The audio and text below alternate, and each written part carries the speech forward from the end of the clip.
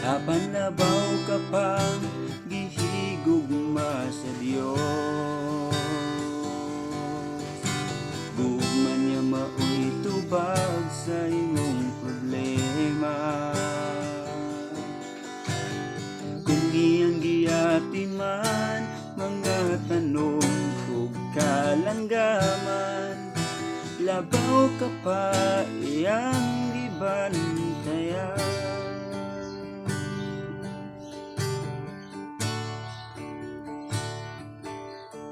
Kung ikaw karon napuno sa kagul-anan,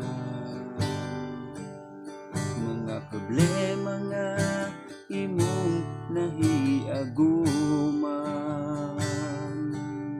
mga paglaom nga nawala na tungod sa imong pagduha-duha, tawag sa Dios karon ug pamating ka.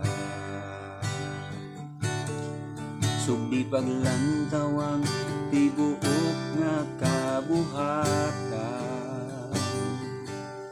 ang katahong makagaan sa imong dughan, mga nag-awit nga kalanggaman ug manindot nga kabulakan, di ba sa Dios silang tanan giatiman. Apan labaw ka pang gihigugma sa Dios. Gugma niya mao'y tubag sa imong problema.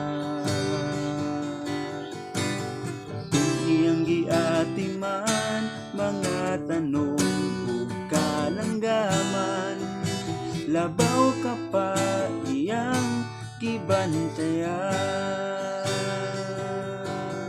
Apan labaw ka pa gihigugma sa Dios.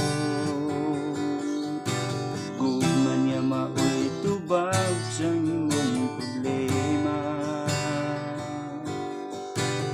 Kung iyang giati man mga tanong ug kalanggaman, labaw ka pa iyang giati man.